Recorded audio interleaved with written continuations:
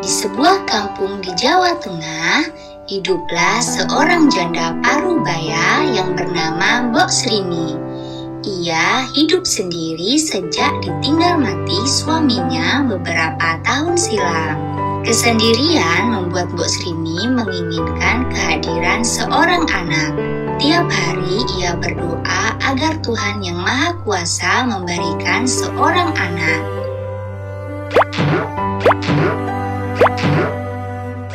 Pada suatu malam, Mbok Srini bermimpi.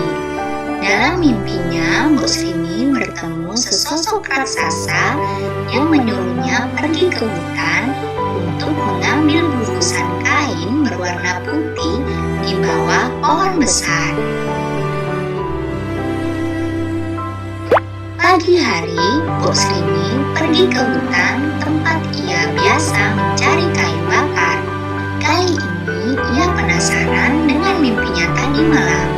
Sesampainya di bawah pohon besar, ia menemukan bungkusan kain kecil berwarna putih berisi biji mentimun. Tiba-tiba dari arah belakang Mbok Srini muncullah sesosok raksasa yang mirip seperti sosok raksasa yang ada di dalam mimpinya. Lalu raksasa itu berkata kepada Mbok Srini agar menanam biji mentimun. Kelak biji mentimun itu akan tumbuh menjadi seorang anak. Jika sudah dewasa, serahkanlah anak itu kembali untuk menjadi santapan. Meski masih merasakan takut yang luar biasa, setelah bertemu raksasa, Mbok Srini membawa pulang biji mentimun itu, lalu ia tanam di pekarangan rumahnya. Tiap hari biji timun itu disiram dan dirawat hingga tumbuh menjadi tanaman mentimun yang berbuah. Anehnya, buahnya hanya satu, berwarna kuning keemasan dan terus membesar hingga mencapai seukuran bayi manusia.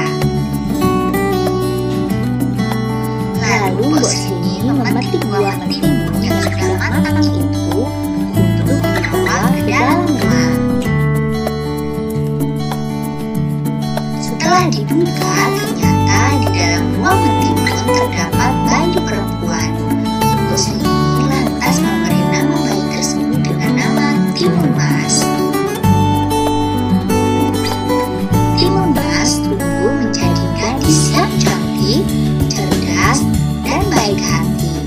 Saking sayangnya kepada Timun Mas, Mbok Srini lupa bahwa ia harus menyerahkan Timun Mas kepada raksasa yang jahat untuk dijadikan santapan. Akhirnya tibalah waktu raksasa jahat mendatangi Mbok Srini. Raksasa jahat meminta agar Timun Mas segera diserahkan kepadanya. Agar tidak menjadi santapan raksasa, Mbok Srini meminta perpanjangan waktu 3 hari lagi dengan alasan Timun Mas sedang sakit, sehingga dagingnya tidak enak untuk dimakan. Raksasa memenuhi permintaan Mbok Srini dan menunggu hingga 3 hari. Jika sampai 3 hari Timun Mas tidak diserahkan, maka Mbok Srini yang harus menjadi gantinya. Mbok Srini lalu pergi meminta bantuan Petapa Sakti yang tinggal di atas gunung.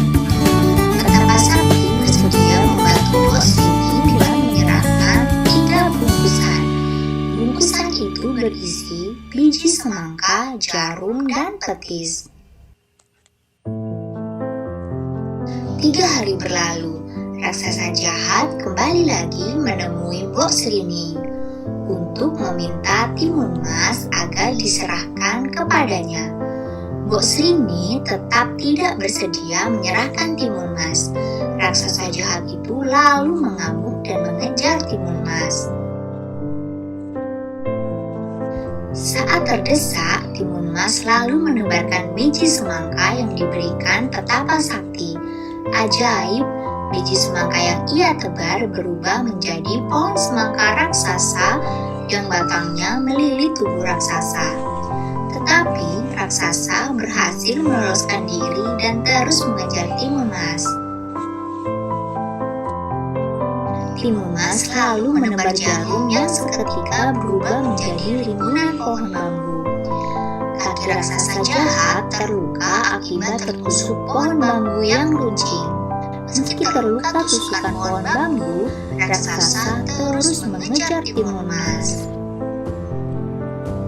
Lalu Timun Mas membuka bungkusan terakhir pemberian petapa sakti. Bungkusan itu berisi petis. Setelah dituang ke tanah, petis berubah menjadi lautan lumpur panas yang merendam tubuh raksasa hingga menemui ajalnya.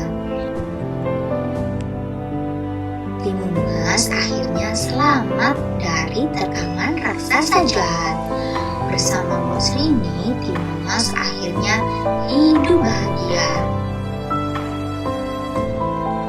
Hikmah dari cerita ini adalah jangan mudah berjanji kepada orang lain tentang sesuatu hal yang tidak bisa kita tepati.